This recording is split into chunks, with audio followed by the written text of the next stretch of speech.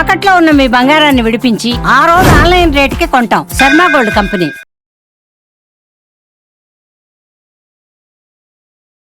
నమస్కారం, welcome to Suman TV. నేను గీతాంజలి. మనలో చాలా మందికి ఏదైనా కార్యం తలపెట్టినా, ఏదైనా పని చేద్దామని అనుకున్నా ఏవో ఆటంకాలు ఎదురవుతూ ఉంటాయి. కొంతమందికి అయితే పని ప్రారంభించేస్తారు చాలా చక్కగా, కానీ అనుకోని అవాంతరాలు అనమాట. అసలు ఊహించనివి, పని పూర్తయిపోతుంది అనేటప్పుడు ఆగిపోవటం. అది ఏ విషయంలోనైనా కావచ్చు, పిల్లల విషయంలో కావచ్చు, మన ఫ్యామిలీ విషయంలోనే కావచ్చు, వ్యాపార విషయంలో కావచ్చు, ఏదైనా ఒక మంచి పని చేద్దాం అనుకున్నా. అసలు ఇలా ఎందుకు జరుగుతాయి? గ్రహాల ప్రభావమా?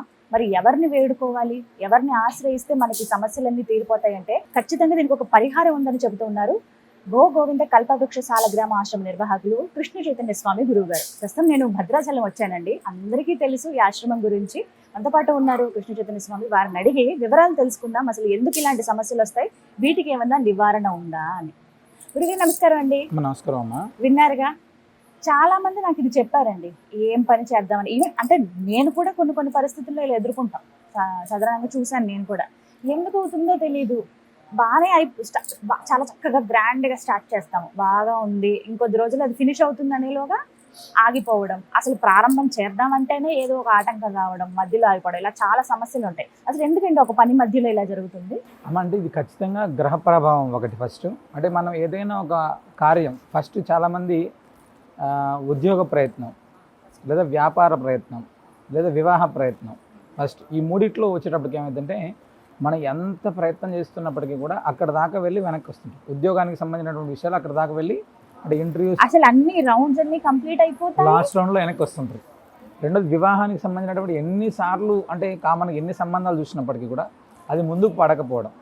అదేవిధంగా వ్యాపారం, మన ఎన్ని వ్యాపారానికి సంబంధించినటువంటి దాంట్లో ఎంత కష్టపడుతున్నప్పటికీ కూడా ఫలితం రాకపోవడం. ఇవి మూడు ఒకటైతే, గ్రహ ప్రభావాలు అనేటువంటివి మనుషుల్ని అంటే కామన్గా పట్టి కుదిపేస్తుంటాయి. పెద్ద పెద్ద యజ్ఞాలు, యాగాలు ఇవన్నీ కూడా చేసుకోలేనటువంటి చాలామంది వరకు ఆంజనేయ స్వామి వారికి సంబంధించిందిగా అంటే హనుమత్ ఆరాధన అనేటువంటిది, అంటే మన్యు సూక్తం ద్వారా చేసేటువంటి ఆరాధన అద్భుతమైనటువంటి ఫలితం ఇస్తుంది అని చెప్పి మనకు శాస్త్రం. ఆంజనేయ స్వామి వారికి సంబంధించిందమ్మా. అంటే మన్యు సూక్తాన్ని మనం పారాయణ చేయించుకోగలిగితే మనం ఏ కార్యాన్ని ప్రారంభం చేసినా కూడా, అంటే ప్రారంభం చేసేటువంటి క్రమంలో ఒకసారి మన్యు సూక్తాన్ని పారాయణం చేయించుకొని అది 9 సార్ల, 27 సార్ల, 54, 108 మనకున్నటువంటి శక్తిని బట్టి దాన్ని పారాయణం చేసుకొని ఏదైనా ఒక వ్యాపారం కావచ్చు, పెళ్లి ప్రయత్నం కావచ్చు, ఉద్యోగ ప్రయత్నం కావచ్చు, లేకపోతే సంతానానికి ఎలాంటి ప్రయత్నం అయినా కూడా, అంటే మేము ఇంకేం పని చేసినా కలిసి రావట్లేదు అనుకునేటువంటి వాళ్ళు ఎవరైనా సరే ఈ ప్రయత్నం అనేటువంటిది మన్యు సూక్తం ద్వారా ప్రారంభం చేస్తే ఖచ్చితమైనటువంటి ఫలితం ఉంటుందమ్మా. మేము చాలామంది అంటే నార్మల్గా ఇక్కడికి వచ్చి స్వామివారి సన్నిధిలో ఆంజనేయ స్వామివారి దగ్గరికి వచ్చి ప్రదక్షిణ చేసి ఆయనకు వడమాలు, ఆకు పూజకు సంబంధించినటువంటిదో లేకపోతే తమలపాకులతో దండ వేయడము ఇలా చేస్తుంటారు, చాలా వేస్తుంటారు. వాళ్ళు ఇక్కడ ప్రత్యేకంగా ప్రదక్షిణ చేసి ఒక 9 వారాలు ఇలా ప్రదక్షిణ చేసిన తర్వాత మన్యు సూక్తాన్ని పారాయణం చేసుకుని వెళ్ళిన తర్వాత చాలా జీవితాల్లో మార్పులు మేము చూసామమ్మ. ఖచ్చితంగా చాలా ఇంకా అవ్వదు అనుకునేటువంటి వాళ్ళు చాలామంది అయింది. అంటే ఇల్లు కట్టుకోవాలి, దాని ప్రయత్నంలో ఇబ్బంది ఫస్ట్, లేదా ఏదైనా వ్యాపారం చేస్తున్నాం దాని ప్రయత్నంలో ఇబ్బంది. ఒక్కసారి ఇది స్టార్ట్ చేసే సమయంలో మీరు ఖచ్చితంగా మన్యు సూక్తాన్ని పారాయణం చేయించుకొని ప్రారంభం చేస్తే ఖచ్చితమైనటువంటి ఫలితాన్ని మనం చూస్తాము. అంటే మనకు ఇది వేదంలో అంతర్గతంగా ఉంటుంది మన్యు సూక్తం. సాధారణంగా అదే ప్రత్యేకంగా కలశ స్థాపన చేసి దానికి సంబంధించినటువంటి సంకల్పం విధానం ఉంటుంది. ఆ విధానంతో మన్యు సూక్తంతో ప్రత్యేకమైనటువంటి పూజ ఉంటుంది. అయిన తర్వాత మన్యు సూక్తాన్ని అదేవిధంగా సున్నాల పన్నం ఈ రెండింటిని పారాయణం చేసుకోగలిగితే ఖచ్చితంగా ఎలాంటి గ్రహ ప్రభావాలున్నా, ఎలాంటి శత్రుబాధలున్నా, ఎలాంటి కార్యసిద్ధిలో లోపాలున్నా ఖచ్చితమైనటువంటి పరిష్కారాన్ని మనం చూడొచ్చు.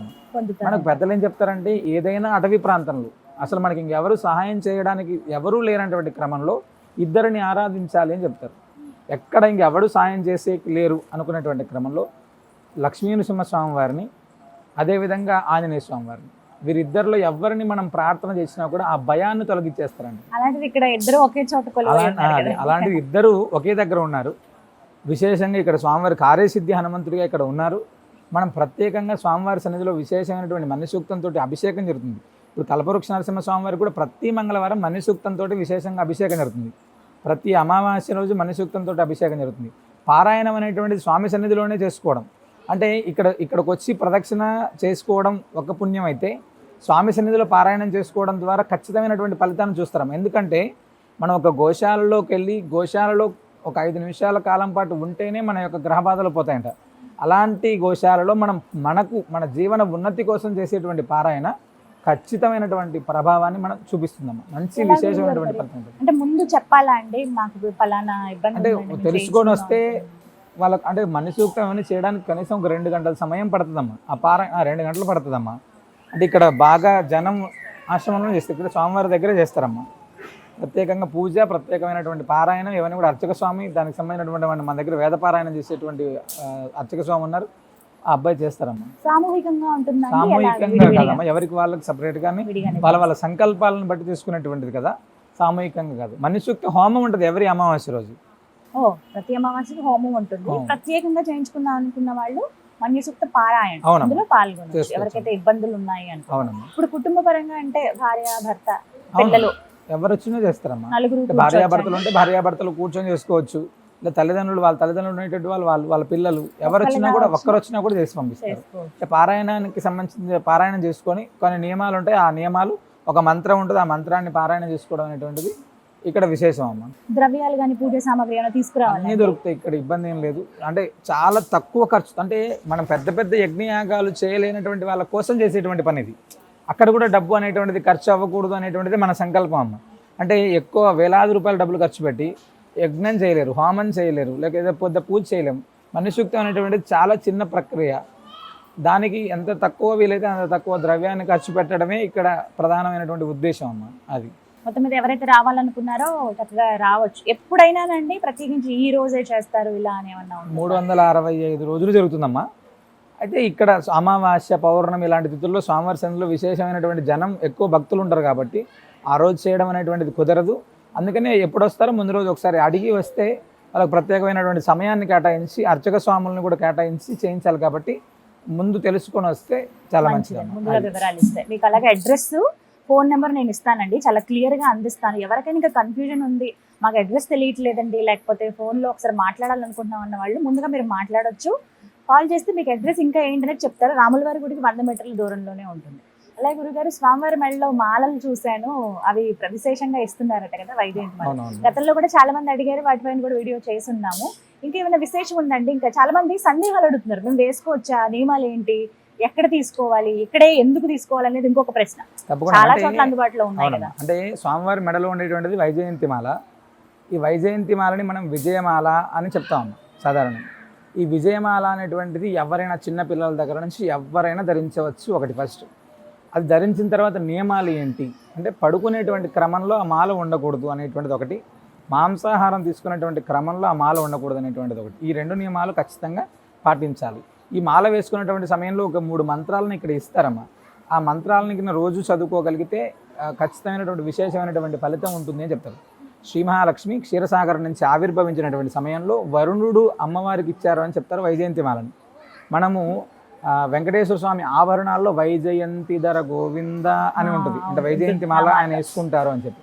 విష్ణువుకి చాలా ప్రీతికరమైనటువంటి మాల, శాస్త్రం పరిపూర్ణమైనటువంటి శాస్త్రంలో ఉన్నటువంటి మాల ఇది. మనం విష్ణు సహస్రనామంలో మనం వనమాలి అని పేరు పెట్టి, వనమాలి అనేటువంటిది ఈ వైజయంతి మాలమ్మ. ఉత్తరప్రదేశ్లో ఒక అటవీ ప్రాంతంలో ఒక చెట్లు ద్వారా పుట్టేటువంటి పూసలు ఈ యొక్క వైజయంతి మాలకు సంబంధించినటువంటి పూసలు అక్కడి నుంచి తెప్పిస్తాము.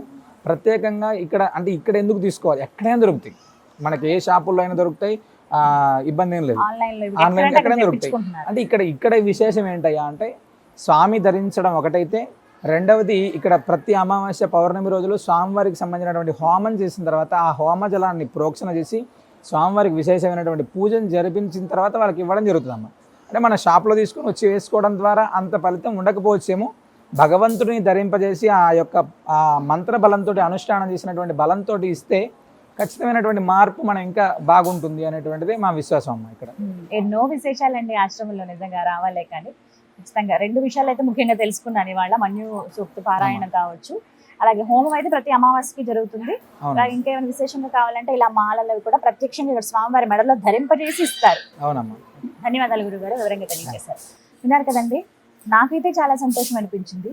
అనుకున్న కార్యాలు అవ్వక మనలో ఎంతమంది ఇబ్బంది పడుతున్నారు, ఒక్కసారి ప్రయత్నించి చూడండి. భద్రాచలంలో ఉన్నటువంటి గోవింద కల్పవృక్ష నారసింహ స్వామి వారి ఆశ్రమం ఇది.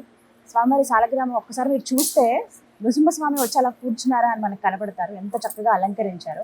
ఇక అదే సన్నిధిలో హనుమంతుల వారిని కూడా చూడొచ్చు. వాస్తవానికి హనుమంతుల వారి విగ్రహ ప్రతిష్టాపన అసలు ఏం అనుకోలేదు, కానీ ఒక రాతి రూపంలో ఆయన వచ్చి ముందు కూర్చున్నారు ఆశ్రమం నిర్మించేటప్పుడే. అంటే అర్థం చేసుకోండి, స్వయంగా ఆయన ఇక్కడ ఉన్నారు అనడానికి నిదర్శనం అది. అటువంటి ఆ స్వామివారి ముందే మన్యుసూక్త పారాయణం కావచ్చు, హోమాలుగా నిర్వహిస్తున్నారు. మనలో ఏమైతే ఈ కార్యాలు ఆగిపోతున్నాయని ఇబ్బంది పడుతున్నామో అలాంటి వారు చక్కగా ఈ పారాయణాలు చేసుకోవచ్చు. అడ్రస్, ఫోన్ నెంబర్ ఇస్తాను. మీరు పెద్ద పెద్ద యాగాలు యజ్ఞాలు చేయలేని వాళ్ళకి ఒక సులభమైనటువంటి అవకాశం ఇది. మీరు వివరాలు కనుక్కొని ఎవరైతే రావాలనుకుంటున్నారో ముందు రోజు చెప్పి వస్తే గనక 365 రోజులండి, ఈ రోజు ఆ రోజు అని కాదు. అమావాస్యను విడిచి వస్తే మీకు ఇంకాస్త సౌలభ్యంగా ఉంటుంది. ఇక్కడ ప్రశాంతంగా మీ అంతటి మీరే ప్రత్యేకంగా చేసుకోవచ్చు. సామూహికంగా అలా ఏముండదు, ఎవరికి వారికి ప్రత్యేకంగా ఉంటాయి. అన్ని వస్తువులు, పూజ సామాగ్రి ఇక్కడే దొరుకుతాయి, మీరు ఎక్కడి నుంచో తీసుకురావాల్సిన అవసరం లేదు. మరి ఇంకెందుకు ఆలస్యం? దాంతో పాటుగా వైజయంతి మాలల గురించి కూడా నన్ను చాలా మంది ప్రశ్న అడిగారు కదా, ఇదే సమాధానం. స్వామివారి మెడలో ధరింపజేసింది మీకు అందిస్తారు. అవి ఎంత ఖర్చు అవుతాయి ఏంటి అనేది మీకు చక్కగా వివరాలు తెలియజేస్తారు. మీరు వచ్చినప్పుడు స్వామిని దర్శించుకుని ఆ మాలలు కూడా తీసుకుని వెళ్ళండి. నమస్కారం.